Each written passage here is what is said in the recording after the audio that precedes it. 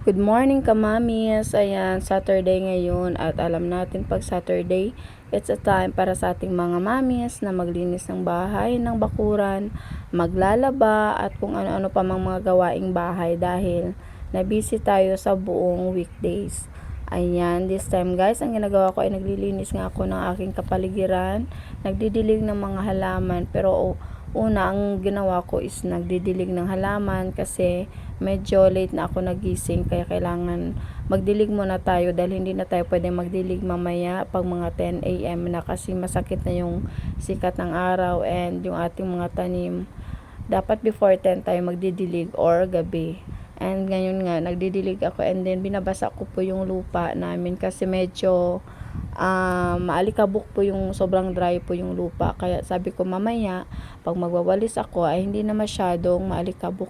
And ayan, sinimulan ko nga po dito sa ating bahay kubo maglinis kasi mga alikabok din dyan sa ating semento. Yung aking semento po dyan guys is medyo rough kasi ang gagawin ko po dyan ay kinisan ko din siya kaso hindi lang muna ngayon kasi nga may balak akong sarado po yung ating talaga yung bahay kubo. Lagyan ko po ng pintuan para hindi po magpasok yung aso.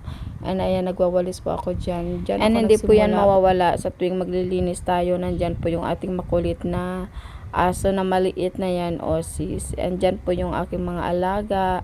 Pagala-gala lang. And then yung isa si Chase. Yung isa naman si Hachiko. Ayan.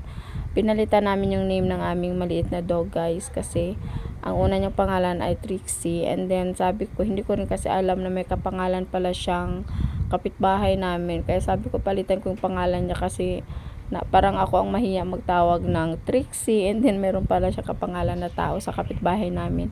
And ayan, di naman namin alam na meron palang ganung kapangalan yung aming aso. Kaya sabi ko palitan na lang namin ng pangalan since bago lang naman namin siya nabigyan ng pangalan.